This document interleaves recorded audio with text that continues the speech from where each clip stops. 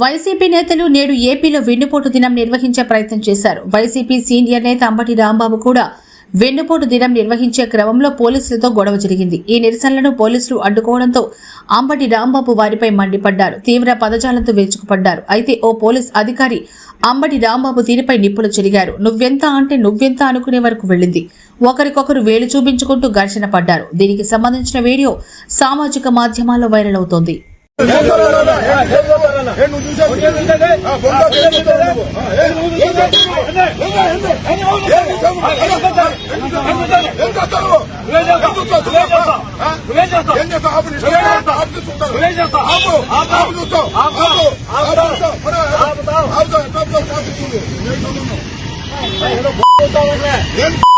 మాట్లాడు